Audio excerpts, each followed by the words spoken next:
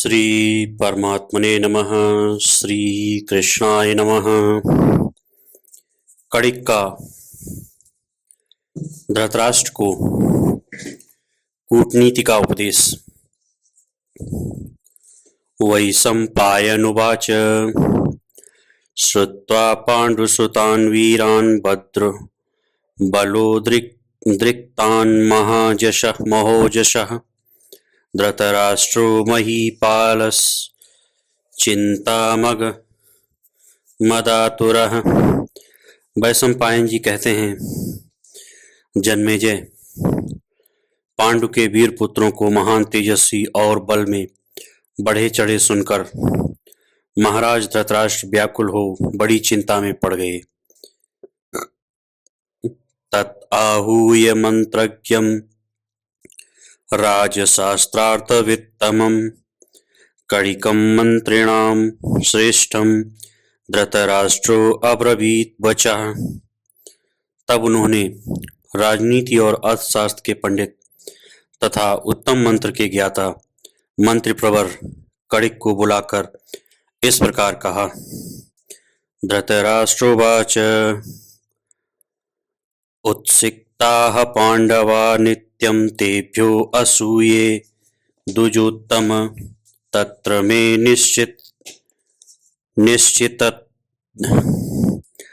निश्चिततमं संधि विग्रह कारणं कड़िकतं ममाचक्ष करिष्ये वचनं तव।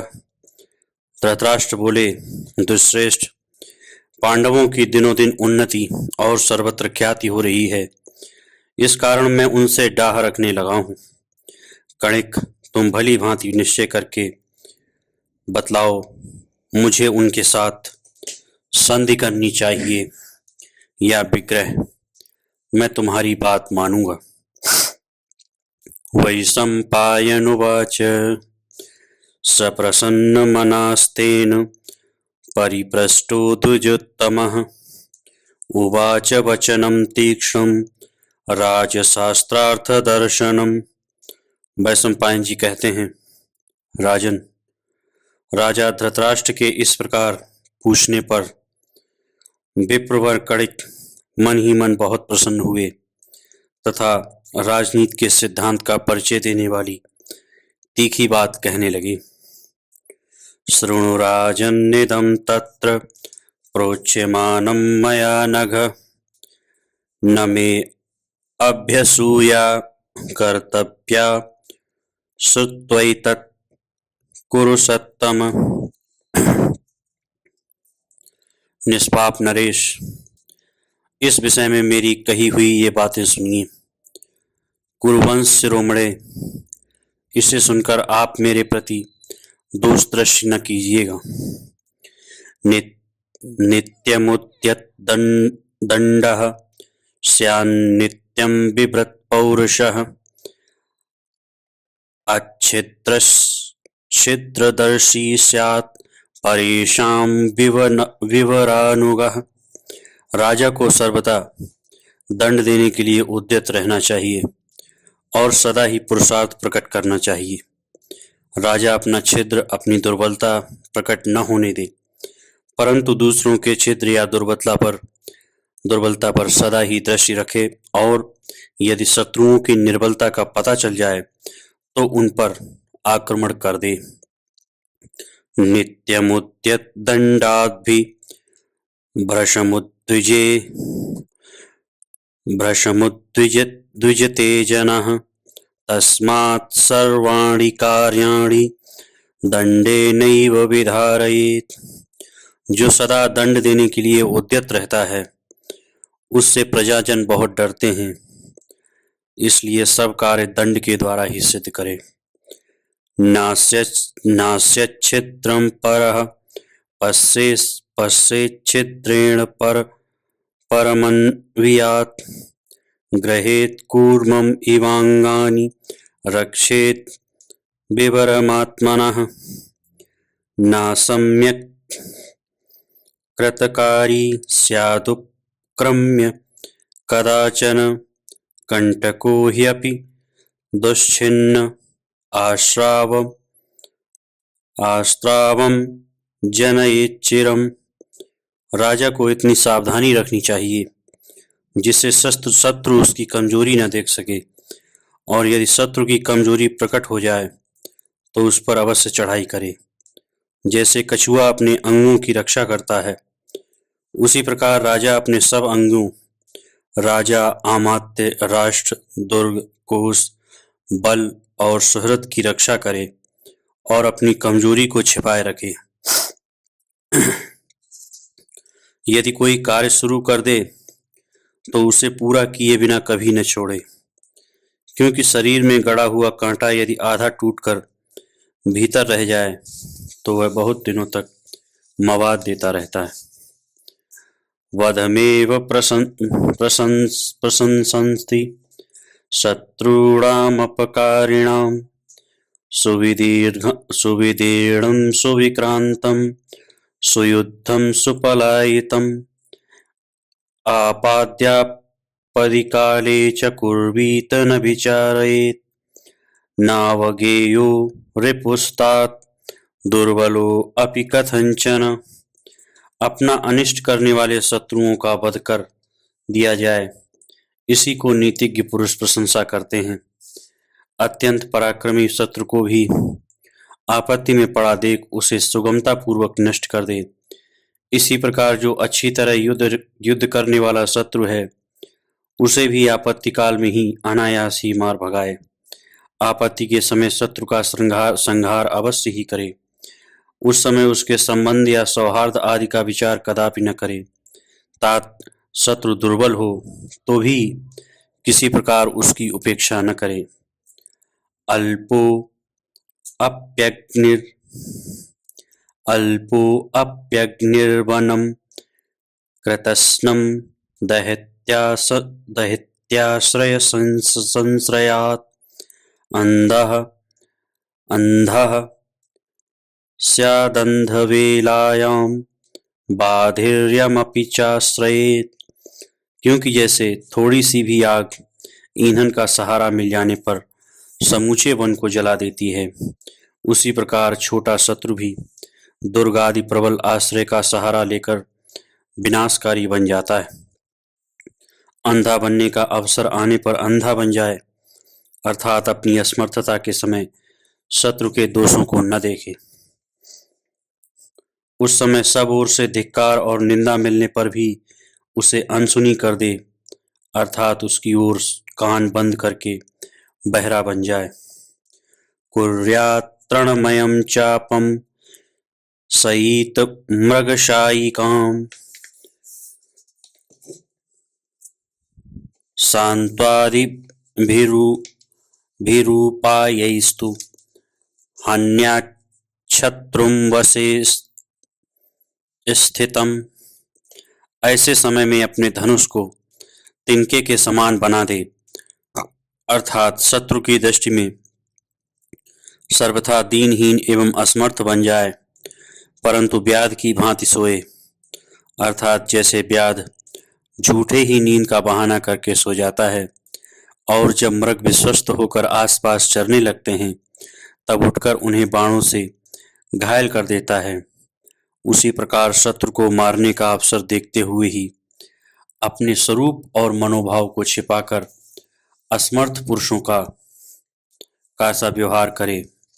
इस प्रकार कपट पूर्वक बर्ताव से वश में आए हुए शत्रु को शाम आदि उपायों से विश्वास उत्पन्न करके मार डाले। दया न तस्मिन् कर्तव्या शरणागत इत्युत निरुद्विग्नो हि भवति नाहता जायते भयम्। यह मेरी शरण में आया है, यह सोचकर उसके प्रति दया नहीं दिखानी चाहिए। शत्रु को मार देने से ही राजा निर्भय हो सकता है। यदि शत्रु मारा नहीं गया तो उसे सदा ही भय बना रहता है। हन्याद मित्रं दानेन तथा पूर्वापकारिणं हन्यात्रीन् पंचसप्तेति परपक्षस्य सर्वशः।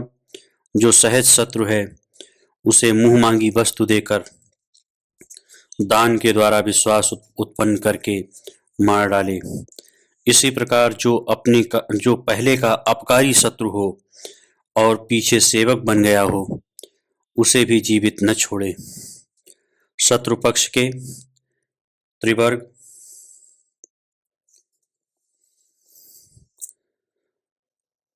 अर्थात 3 प्रकार की शक्तियां ही यहाँ त्रिवर्ग कही गई हैं।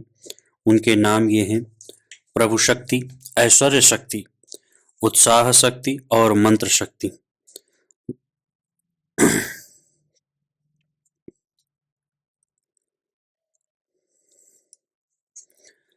पंचवर्ग अर्थात अमात्य, राष्ट्र, दुर्ग, कोष और सेना, ये 5 प्रकृतियां ही पंचवर्ग हैं। और सप्तवर्ग साम, दाम, भेद, दंड, उद्बंधन, विष प्रयोग और आग लगाना, शत्रु को वश में करने या दबाने के ये 7 साधन ही सप्तवर्ग कहे गए हैं। सर्वथा नाश कर डाले। शत्रु पक्ष के त्रिवर्ग, पंचवर्ग और सप्तवर्ग का सर्वथा नाश कर डाले। हन्यात्रीन् पंच सप्तेति परपक्षस्य सर्वशः मूलमेवादितश्छिन्द्यात् परपक्षस्य नित्यशः ततः सहायांस्तत्पक्षान् सर्वांश्च तदनंतरम। पहले तो सदा शत्रु पक्ष के मूल का ही उच्छेद कर डाले, तत्पश्चात उसके सहायकों और शत्रु पक्ष से संबंध रखने वाले सभी लोगों का संहार कर दे। छिन्न मूले ह्यधिष्ठाने सर्वे तज्जीविनो हताः कथं नु शाखास्तिष्ठेरंश्छिन्न मूले वनस्पतो। यदि मूल आधार नष्ट हो जाए तो उसके आश्रय से जीवन धारण करने वाले सभी शत्रु स्वतः नष्ट हो जाते हैं। यदि वृक्ष की जड़ काट दी जाए तो उसकी शाखाएं कैसे रह सकती हैं। एकाग्रः स्याद विव्रतो नित्यं विवरदर्शकः राजन्नित्यं सपत्नीषु नित्योद्विग्नः समाचरेत्। राजा सदा शत्रु की गतिविधि को जानने के लिए एकाग्र रहे, अपने राज्य के सभी अंगों को गुप्त रखे। राजन सदा अपने शत्रुओं की कमजोरी पर दृष्टि रखे और उससे सदा सतर्क सावधान रहे। अज्ञाधानेन यज्ञेन काषायेण जटाजिनैः लोकान् विश्वासयित्वैव ततो लुम्पेत यथा व्रकः। अग्निहोत्र और यज्ञ करके, गेरुए वस्त्र, जटा और मृगचर्म धारण करके पहले लोगों में विश्वास उत्पन्न करे, फिर अवसर देखकर भेड़ियों की भांति शत्रुओं पर टूट पड़े और उन्हें नष्ट कर दे। अंकुशं शौचं मिथ्याहुरर्थानामुपधारणे आनाम्य फलितां शाखां पक्वं प्रशातयेत्। कार्य सिद्धि के लिए शौच, सदाचार आदि का पालन एक प्रकार का अंकुश लोगों को आकृष्ट करने का साधन बताया गया है। फलों से लदी हुई वृक्ष की शाखाओं को अपनी ओर कुछ झुकाकर ही मनुष्य उसके पके पके फल को तोड़े।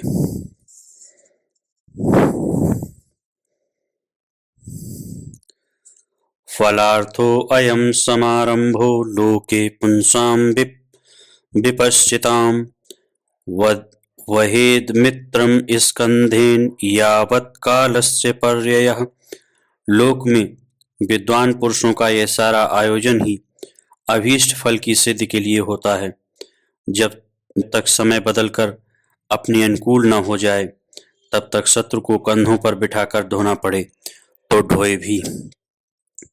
ततः प्रत्यागते काले भिन्द्यात् घटमिवाश्मनि अमित्रो न विमुक्तव्यः कृपणं बहवपि ब्रुवन् कृपा न तस्मिन् कर्तव्या हन्यादेवापकारिणं हन्यादमित्रं सान्त्वनेन तथा दानेन वा पुनः तथैव भेददण्डाभ्यां सर्वोपायै प्रशातयेत्। परंतु जब अपने अनुकूल समय आ जाए तब उसे उसी प्रकार नष्ट कर दे जैसे घड़े को पत्थर पर पटक कर फोड़ डालते हैं। शत्रु बहुत दीनता पूर्वक वचन बोले तो भी उसे जीवित नहीं छोड़ना चाहिए, उस पर दया नहीं करनी चाहिए। अपकारी शत्रु को मार ही डालना चाहिए। साम तथा अथवा दान तथा भेद एवं दंड सभी उपायों द्वारा शत्रु को मार डाले, उसे मिटा दे।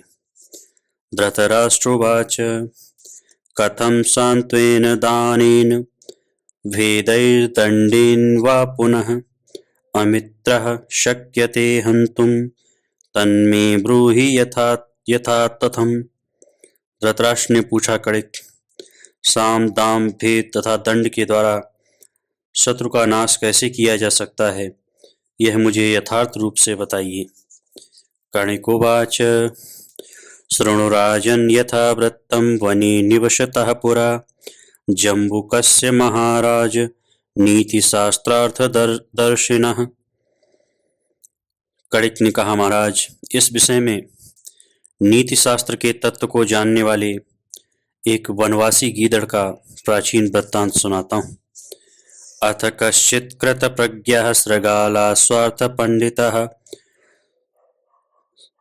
सखभिर्न्यवसत्सार्धं व्याघ्रा खुभ्रक् बभ्रुभिः ते अपश्यन् विपिने तस्मिन् बलिनं मृगयूथपम् अशक्ता ग्रहणे तस्य ततो मंत्रयन्। एक वन में कोई बड़ा बुद्धिमान और स्वार्थ साधने में कुशल गीदड़ अपने 4 मित्रों बाघ, चूहा, भेड़िया और नेवले के साथ निवास करता था। एक दिन उन सब ने हरिणों के एक सरदार को देखा जो बड़ा बलवान था। वे सब उसे पकड़ने में सफल न हो सके, अतः सब ने मिलकर यह सलाह की। जम्बूकुवाच असकृत यदि तो येषं हन्तुं व्याघ्रवने त्वया युवा वै जवसम्पन्नो बुद्धिशाली न शक्यते मूषिको अस्य स्यानस्य चरणौ भक्षयत्वं यथैनं भक्षितैः पादैर्व्याघ्रो गृह्णातु वै ततो वै भक्षयिष्यामः सर्वे मुदितमानसाः। गीदड़ ने कहा, भाई बाघ, तुमने वन में इस हरण को मारने के लिए कई बार यत्न किया, परंतु यह बड़े वेग से दौड़ने वाला जवान और बुद्धिमान है, इसलिए पकड़ में नहीं आता। मेरी राय है कि जब यह हरिण सो रहा हो उस समय यह चूहा उसके दोनों पैरों को काट खाए, फिर कटे हुए पैरों से यह उतना तेज नहीं दौड़ सकता। उस अवस्था में बाघ उसे पकड़ ले, फिर तो हम सब लोग प्रसन्नचित होकर उसे खाएंगे। जम्बुकस्य तु तद्वाक्यं तथा चक्रुः समायिता मूषिका भक्षितैः पादैर्मृगं व्याघ्रो अवधीत् तदा। गिदड़ की यह बात सुनकर सबने सावधान होकर वैसा ही किया। चूहे के द्वारा काटे हुए पैरों से लड़खड़ाते हुए मृग को बाघ ने तत्काल ही मार डाला। दृष्टवैवा चेष्टमानं तु भूमौ मृगकलेवरं स्नात्वा आगच्छत् भद्रं भूरक्षमित्याह जम्बुकः। पृथ्वी पर हरिण के शरीर को निश्चेष्ट पड़ा देख गीदड़ ने कहा, आप लोगों का भला हो, स्नान करके आइए, तब तक मैं इसकी रखवाली करता हूँ। सृगालवचनात् ते अपि गताः सर्वे नदीं ततः सचिन्ता परमो भूत्वा तस्थौ तत्रैव जम्बुकः। गीदड़ के कहने से वे बाघ आदि सब प्राणी नदी में नहाने के लिए चले गए। इधर वह गीदड़ किसी चिंता में निमग्न होकर वहीं खड़ा रहा। अथा जगाम पूर्वं तु स्नात्वा व्याघ्रो महाबलः ददर्श जम्बुकं चैव चिन्ताकुलितमानसम्। इतने में ही महाबली बाघ स्नान करके सबसे पहले वहां लौट आया। आने पर उसने देखा गीदड़ का चित्त चिंता से व्याकुल हो रहा है। व्याघ्रोवाच किं शोचसि महाप्राज्ञ त्वं नो बुद्धिमतां वरः असित्वा पिशितान्यद्य विहरिष्यामहे वयम्। तब बाघ ने पूछा, महामते, क्यों सोच में पड़े हो? हम लोगों में तुम ही सबसे बड़े बुद्धिमान हो। आज इस हरिण का मांस खाकर हम लोग मौज से घूमेंगे फिरेंगे। जम्बूकुवाच शृणु मे त्वं महाबाहो यत् वाक्यं मूषिकोऽब्रवीत् दिग्बलं मृगराजस्य मयाद्यायं मृगोऽहतः। गीदड़ बोला, महाबाहो, चूहे ने तुम्हारे विषय में जो बात कही है उसे तुम मुझसे सुनो। वह कहता था, मृगों के राजा बाघ के बल को धिक्कार है। आज इस मृग को तो मैंने मारा है। मद्बाहुबलमाश्रित्य तृप्तिमद्य गमिष्यति गर्जमानस्य तस्यैव मतो भक्ष्यं न रोचये। मेरे बाहुबल का आश्रय लेकर आज वह अपनी भूख बुझाएगा। उसने इस प्रकार गरज गरज कर घमंड भरी बातें कही हैं, अतः उसकी सहायता से प्राप्त हुए इस भोजन को ग्रहण करना मुझे अच्छा नहीं लगता। व्याघ्रोवाच ब्रवीति यदि सह्येवं काले ह्यस्मिन् प्रबोधितः स्वबाहुबलमाश्रित्य हनिष्येऽहं वनेचरान् खादिष्ये तत्र मांसानि इत्युक्त्वा प्रस्थितो वनम्। एतस्मिन्नेव काले तु मूषिको अप्याजगामः। तमागतं विप्रेत्य शृगालो अप्यब्रवीत् वचः। बाघ ने कहा, यदि वह ऐसी बात कहता है तब तो उसने इस समय मेरी आंखें खोल दी, मुझे सचेत कर दिया। आज से मैं अपने ही बाहुबल के भरोसे वन जंतुओं का वध किया करूंगा और उन्हीं का मांस खाऊंगा। यूं कहकर बाघ वन में चला गया। इसी समय चूहा भी नहा धोकर वहां आ पहुंचा। उसे आया देख गीदड़ ने कहा, जम्बूकुवाच शृणु मूषिक भद्रम ते नकुलो यदिहा ब्रवीत्। गीदड़ बोला, चूहा भाई, तुम्हारा भला हो। नेवले ने यहाँ जो बातें कही हैं उसे सुन लो। मृगमांसम न खादेयम गरमे तन्न रोचते मूषिकं भक्षयिष्यामि तद्भवाननुमन्यताम्। वह कह रहा था कि बाघ के काटने से इस हरिण का मांस जहरीला हो गया है। मैं तो इसे खाऊंगा नहीं, क्योंकि यह मुझे पसंद नहीं है। यदि तुम्हारी अनुमति हो तो मैं चूहे को ही खा लूं। तच्छ्रुत्वा मूषिको वाक्यं संत्रस्तः प्रगतो विलं ततः स्नात्वा स वै तत्र आजगाम प्रको नृपः। यह बात सुनकर चूहा अत्यंत भयभीत होकर बिल में घुस गया। राजन, तत्पश्चात भेड़िया भी स्नान करके वहां आ पहुंचा। तमागतमिदं वाक्यं ब्रवीज्जम्बुकस्तदा मृगराजो हि संक्रुद्धो न ते साधु भविष्यति सकलत्र स्तिवहायाति कुरुष्व यदनन्तरम्। एवं संचोदितस्तेन जम्बुकेन तदा वृकः ततो अवलुम्पनं कृत्वा प्रयातः पिशिताशनः। एतस्मिन्नेव काले तु नकुलो अप्याजगामः। उसके आने पर गीदड़ ने इस प्रकार कहा, भेड़िया भाई, आज बाघ तुम पर बहुत नाराज हो गया है, अतः तुम्हारी खैर नहीं। वह अभी बाघिन के साथ लेकर यहाँ आ रहा है, इसलिए अब तुम्हें जो उचित जान पड़े वह करो। गीदड़ के इस प्रकार कहने पर कच्चा मांस खाने वाला वह भेड़िया दुम दबाकर भाग गया। इतने में ही नेवला भी आ पहुंचा। तमुवाच महाराज नकुलं जम्बुको वने स्वबाहुबलमाश्रित्य निर्जितास्ते अन्यतो गताः मम दत्त्वा नियुद्धं त्वं भुङ्क्ष्व मांसं यथेप्सितम्।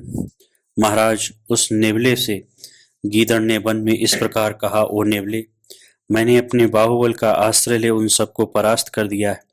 वे हार मानकर अन्यत्र चले गए।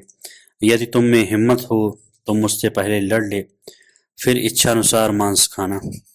नकुलुवाच मृगराजो ब्रकश्चैव बुद्धिमानपि मूषिकः निर्जिता यत्त्वया वीरास्तस्मात् वीरतरो भवान् न त्वयाप्युत्सहे योद्धमित्युक्ता सोऽप्युपागमत्। नेवले ने कहा, जब बाघ, भेड़िया और बुद्धिमान चूहा ये सभी वीर तुमसे परास्त हो गए, तब तो तुम वीर शिरोमणि हो। मैं भी तुम्हारे साथ युद्ध नहीं करूंगा। यूं कहकर नेवला भी चला गया। कणिकोवाच एवं तेषु प्रयातेषु जम्बुको हृष्टमानसः खादति स्म तदा मांसमेकः सन्मन्त्रनिश्चयात्। कणिक कहते हैं, इस प्रकार उन सबके चले जाने पर अपनी युक्ति में सफल हो जाने के कारण गीदड़ का हृदय हर्ष से खिल उठा। तब उसने अकेले ही वह मांस खाया। एवं समाचरन् नित्यं सुखमेधेत भूपति भयेन भेदयेत भीरुं शूरमंजलिकर्मणा। राजन, ऐसा ही आचरण करने वाला राजा सदा सुख से रहता और उन्नति को प्राप्त होता है। डरपोक को भय दिखाकर फोड़ ले तथा जो अपने से शूरवीर हो उसे हाथ जोड़कर वश में करे। लुब्धमर्थ प्रदानेन श्रमं न्यूनं तथौजसा एवं ते कथितं राजन् शृणु चाप्यपरं तथा। लोभी को धन देकर तथा बराबर और कमजोर को पराक्रम से वश में करे। राजन, इस प्रकार आपसे नीतियुक्त बर्ताव का वर्णन किया गया। अब दूसरी बातें सुनिए।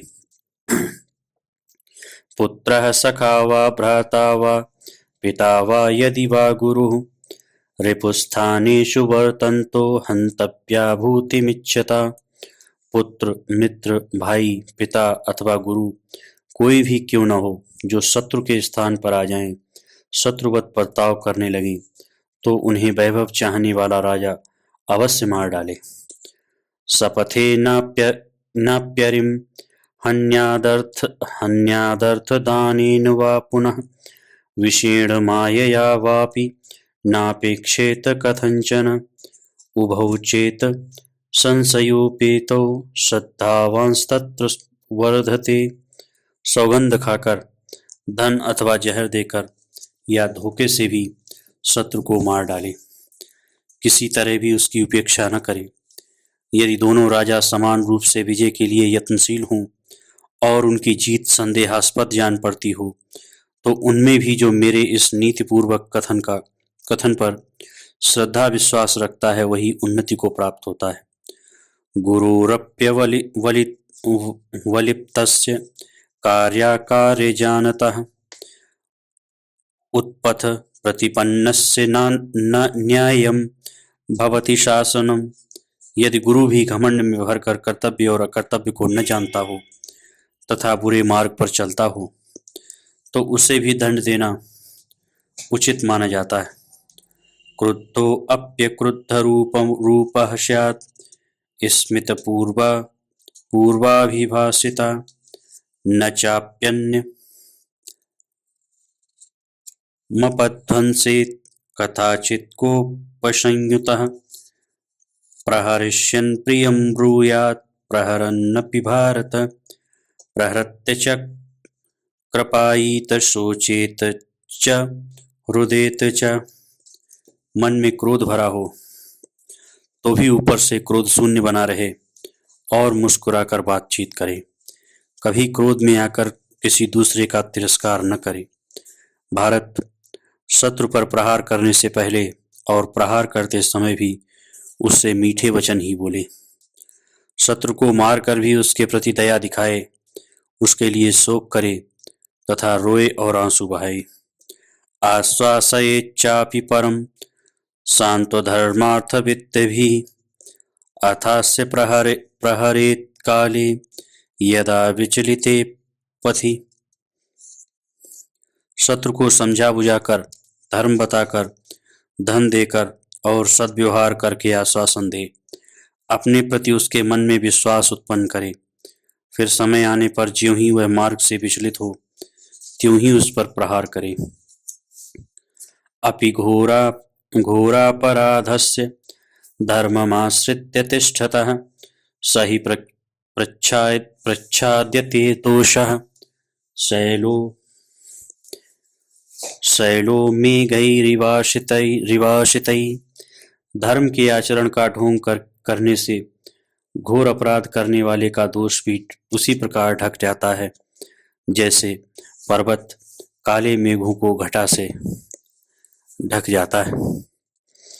यह स्यादनुप्राप्त बधस्तस्यागारं प्रदीपयेत् अधनान् नास्तिकांश्चौरान् विषय स्वेन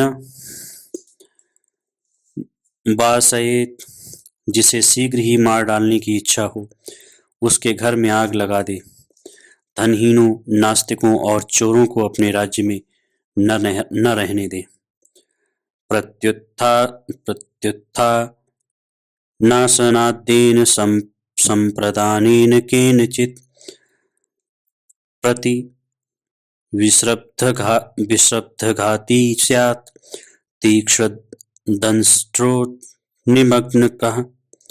शत्रु के आने पर उठकर अगवानी करे, आसन और भोजन दे और कोई प्रिय वस्तु भेंट करे। ऐसे बर्ताव से अपने प्रति जिसका पूर्ण विश्वास हो गया हो, उसे भी अपने लाभ के लिए मारने में संकोच न करे। सर्प की भांति तीखे दांतों से काटे, जिससे शत्रु फिर उठकर बैठ न सके। असंकितेभ्यः शंकेत शंकितेभ्यश्च सर्वशः असंख्यात् भयमुत्पन्नपि मूलं निकृन्तति। जिनसे भय प्राप्त होने का संदेह न हो, उनसे भी सशंक चौकन्ना ही रहे, और जिनसे भय की आशंका हो, उनकी ओर से तो सब प्रकार से सावधान ही रहे।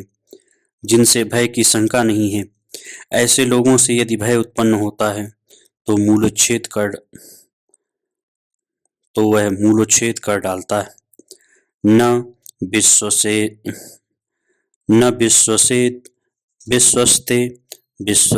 नाति विश्वसेत् विश्वासात् भयमुत्पन्नं मूलान्यपि निकृन्तति। जो विश्वास पात्र नहीं है उस पर कभी विश्वास न करे, परंतु जो विश्वास पात्र है उस पर भी अति विश्वास न करे, क्योंकि अति विश्वास से उत्पन्न होने वाला भय राजा की जड़मूल का भी नाश कर डालता है। चारः सुविहितः कार्य आत्मनश्च परस्य वा पाषण्डांस्तापसादींश्च परराष्ट्रेषु योजयेत्। भली भांति जांच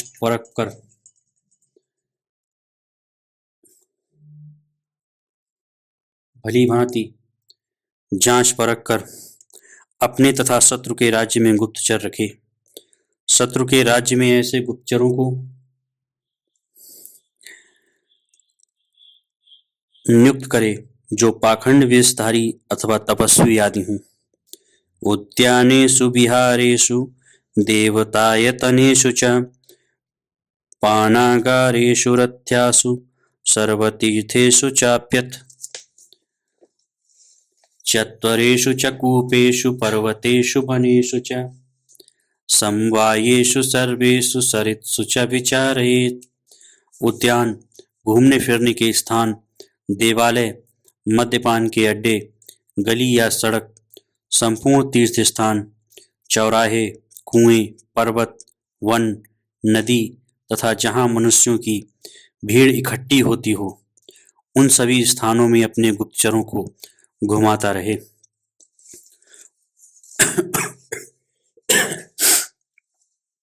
वाचा भृशं विनीतः स्याद् हृदयेन तथा चुरः स्मित पूर्वाभिभाषी स्यात् सृष्टो रौद्राय कर्मणे। राजा बातचीत में अत्यंत विनयशील हो, परंतु हृदय छुरे के समान तीखा बनाए रखे। अत्यंत भयानक कर्म करने के लिए उद्यत हो तो भी मुस्कुराकर ही वार्तालाप करे। अंजलिः शपदः शांतम शिरसा पादवंदनम आशाकरणमित्येवं कर्तव्यं भूतिमिच्छता। अवसर देखकर हाथ जोड़ना, शपथ खाना, आश्वासन देना, पैरों पर मस्तक रखकर प्रणाम करना और आशा बांधना, ये सब ऐश्वर्य प्राप्ति की इच्छा वाले राजा के कर्तव्य हैं। सुपुष्पितः स्याद् फलः फलवान् स्याद् दुरारुः आमः स्यात् पक्वसंकासो न च जीरेत् कर्हिचित्। नीतिज्ञ राजा ऐसे वृक्ष के समान रहे जिसमें फूल तो खूब लगे हों किंतु फल न हो। वह बातों से लोगों को फल की आशा दिलाए, उसकी पूर्ति न करे।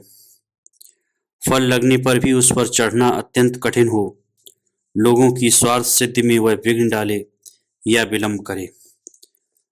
वह रहे तो कच्चा पर दिखे पके के समान, अर्थात स्वार्थ साधकों की दुराशा को पूर्ण न होने दे। कभी स्वयं जीर्ण न हो, तात्पर्य यह है कि अपना धन खर्च करके शत्रुओं का पोषण करते हुए अपने आप को निर्धन न बना दे। त्रिवर्गे त्रिविधा पीड़ा ह्यनुबंधस्तथैव च अनुबंधाः शुभागेया पीड़ास्तु परिवर्जयेत्। धर्म, अर्थ और काम, इस त्रिविध पुरुषार्थों के सेवन में 3 प्रकार की बाधा अड़चन उपस्थित होती है। उसी प्रकार उनके 3 ही प्रकार के फल होते हैं। धर्म का फल है अर्थ एवं काम अर्थात भोग की प्राप्ति। अर्थ का फल है धर्म का सेवन एवं भोग की प्राप्ति और काम अर्थात भोग का फल है इंद्रिय तृप्ति। इन तीनों प्रकार के फलों को शुभ वर्णीय जानना चाहिए, परंतु उक्त तीनों प्रकार की बाधाओं से यत्नपूर्वक बचना चाहिए। त्रिविध पुरुषार्थ का सेवन इस प्रकार करना चाहिए कि तीनों एक दूसरे के बाधक न हों, अर्थात जीवन में तीनों का सामंजस्य ही सुखदायक है। धर्म विचरतः पीड़ा शापि द्वाभ्यां नियच्छति अर्थम चाप्यर्थलुब्धस्य कामं चाति प्रवर्तिनः। धर्म का अनुष्ठान करने वाले महात्मा वाले धर्मात्मा पुरुष के धर्म में काम और अर्थ, इन दोनों के द्वारा प्राप्त होने वाली पीड़ा बाधा पहुंचाती है। इसी प्रकार अर्थलोभी के अर्थ में और अत्यंत भोगासक्त के काम में भी शेष 2 वर्गों द्वारा प्राप्त होने वाली पीड़ा बाधा उपस्थित करती है। अगर्भितात्मा युक्तस्य सात्वयुक्तो अनसूयिता अवेक्षितार्थः शुद्धात्मा मंत्रयिद्विजयिषः। राजा अपने हृदय से अहंकार को निकाल दे, चित्त को एकाग्र रखे, सबसे मधुर बोले, दूसरों के दोष प्रकाशित न करे, सब विषयों पर दृष्टि रखे और शुद्ध चित्त हो द्विजों के साथ बैठकर मंत्रणा करे। कर्मणा येन केनैव मृदुना दारुणेन च उद्धरेत दीनमात्मानं समर्थो धर्ममाचरेत्। राजा यदि संकट में हो तो कोमल या भयंकर जिस किसी भी कर्म के द्वारा उस दुर्वस्था से अपना उद्धार करे, फिर समर्थ होने पर धर्म का आचरण करे। न संशयं नारुह्यं नरो भद्राणि पश्यति संशयं पुनरारुहे यदि जीवति पश्यति। कष्ट सहे बिना मनुष्य कल्याण का दर्शन नहीं करता। प्राण संकट में पड़कर यदि वह पुनः जीवित रह जाता है तो अपना भला देखता है। यस्य बुद्धि परिभवेत् तम तमतीतेन सांत्वयेत् अनागतेन दुर्बुद्धिम प्रत्युत्पन्नेन पंडितम। जिसकी बुद्धि संकट में पड़कर शोकाभिभूत हो जाए जिसकी बुद्धि संकट में पड़कर शोकाभिभूत हो जाए, उसे भूतकाल की बातें राजा नल तथा श्री रामचंद्र जी आदि के जीवन का वृत्तांत सुनाकर सांत्वना दे। जिसकी बुद्धि अच्छी नहीं है, उसे भविष्य में लाभ की आशा दिलाकर तथा विद्वान पुरुष को तत्काल ही धन आदि देकर शांत करे। यो अरिणा सह संधाय शयीत कृतकृत्यवत् सवृक्षाग्रे यथा शुप्तः पतितः प्रतिबुध्यते। जैसे वृक्ष के ऊपर की शाखा पर सोया हुआ पुरुष जब गिरता है तब होश में आता है, उसी प्रकार जो अपने शत्रु के साथ संधि करके कृतकृत्य की भांति सोता है, निश्चिंत हो जाता है, वह शत्रु से धोखा खाने पर सचेत होता है। मंत्र संवरणे यत्नः सदा कार्यो अनसूयत आकारमभिरक्षेत चारेणाप्यनुपालितः। राजा को चाहिए कि वह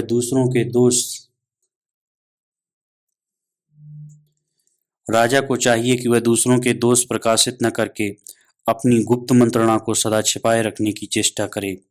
दूसरों के गुप्तचरों से तो अपने को आकार तक को, क्रोध और हर्ष आदि को सूचित करने वाली चेष्टा तक को गुप्त रखे, परंतु अपने गुप्तचर से भी सदा अपनी गुप्त मंत्रणा की रक्षा करे। नाचित्वा परमर्माणि न कृत्वा कर्म दारुणं न हत्वा मत्स्यघातीव प्राप्नोति महतीं श्रियम्। राजा मछली मारों की भांति दूसरों के मर्म विदीर्ण किए बिना, अत्यंत क्रूर कर्म किए बिना तथा बहुतों के प्राण लिए बिना बड़ी भारी संपत्ति नहीं पाता। कर्षितं व्याधितं क्लिन्नं पानी कर्षितं व्याधितं क्लिन्नं पानीयमघासकं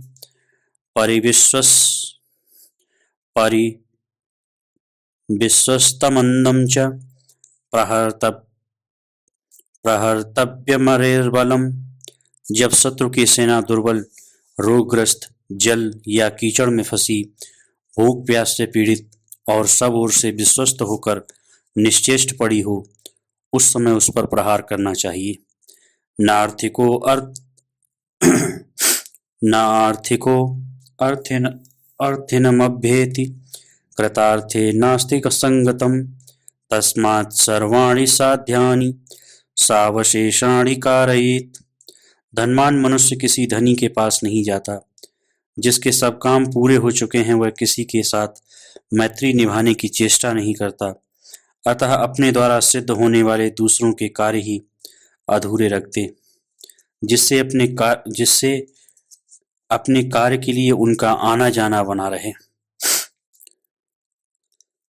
नार्थिको अर्थिनमभ्येति कृतार्थे नास्ति संगतम् तस्मात् सर्वाणि साध्यानि सावशेषाणि कारयेत्। धनवान मनुष्य किसी धनी के पास नहीं जाता। जिसके सब काम पूरे हो चुके हैं वह किसी के साथ मैत्री निभाने की चेष्टा नहीं करता, अतः अपने द्वारा सिद्ध होने वाले दूसरों के कार्य ही अधूरे रखते, जिससे अपने कार्यों के लिए उनका आना जाना बना रहे। संग्रह विग्रहे चैव यत्नः कार्यो अनसूयता उत्साहश्चापि यत्नेन कर्तव्यो भूतिमिच्छता। ऐश्वर्य की इच्छा रखने वाले राजाओं को दूसरों के दोष न बताकर सदा आवश्यक सामग्री के संग्रह शत्रुओं के साथ विग्रह युद्ध करने का प्रयत्न करते रहना चाहिए।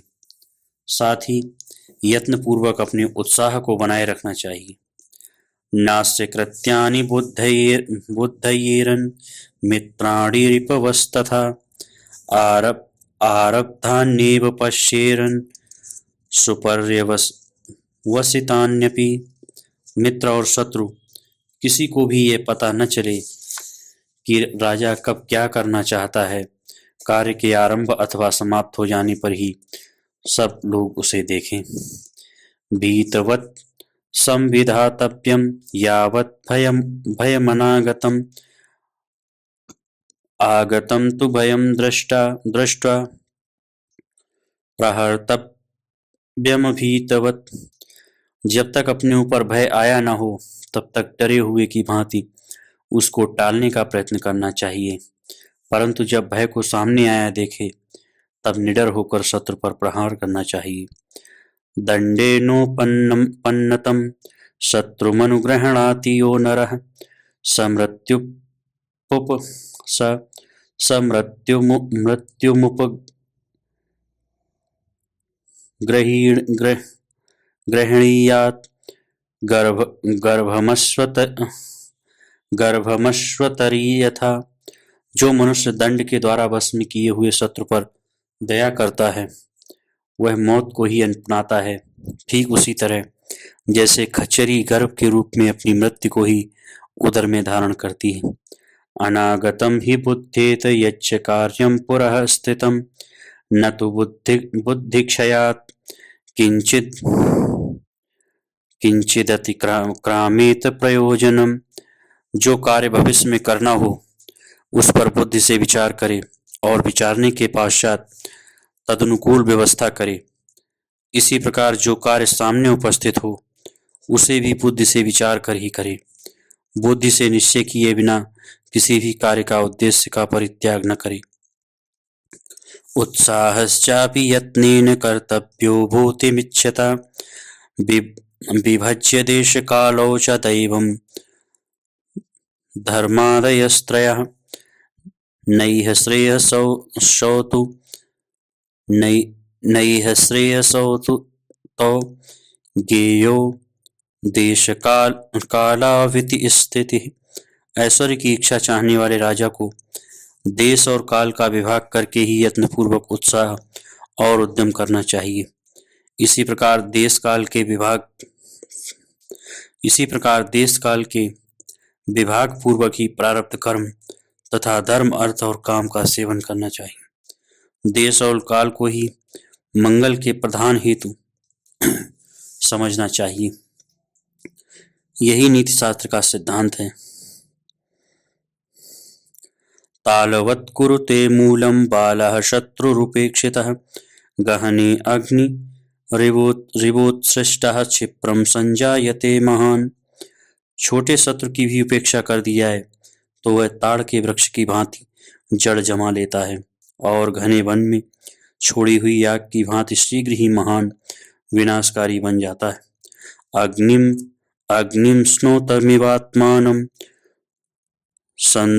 संधुक्षयति यो नरः सवर्धमानो ग्रसते महान्तमपि संचयम्।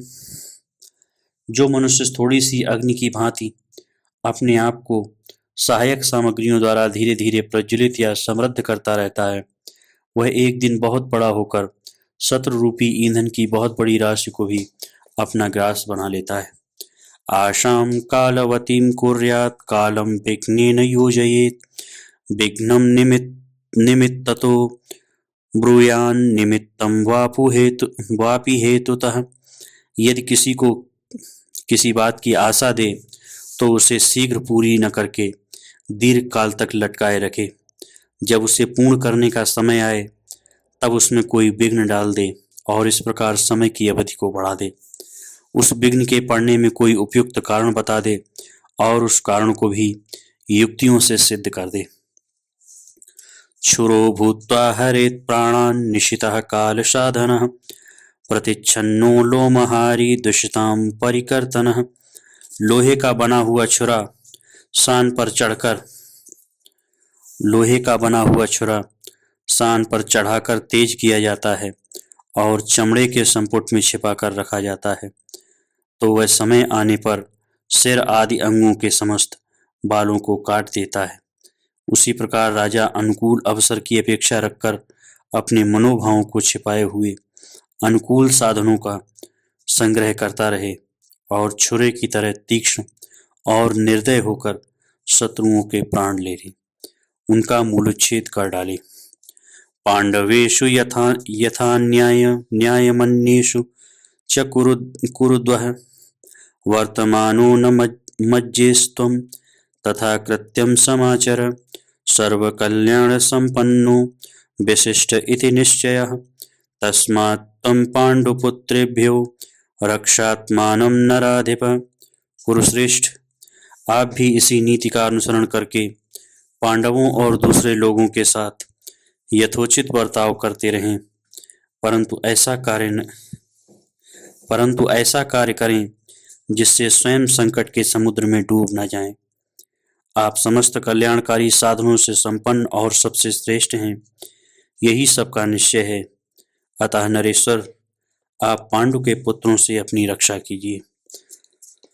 भ्रातृव्या वलिनो यस्मात् पांडुपुत्रा नराधिप पश्चात्तापो यथा न सात् तथा नीतिर्विधीयताम्।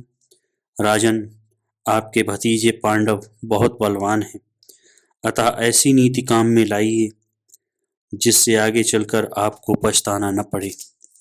वैशंपायनुवाच एवमुक्त्वा संप्रतस्थे कणिकः स्वगृहं ततः धृतराष्ट्रोऽपि कौरव्यः शोकार्तः समपत्यत। वैशंपायन जी कहते हैं, राजन, यूं कहकर कणिक अपने घर को चले गए। इधर कुरुवंशी धृतराष्ट्र शोक से व्याकुल हो गए। धन्यवाद।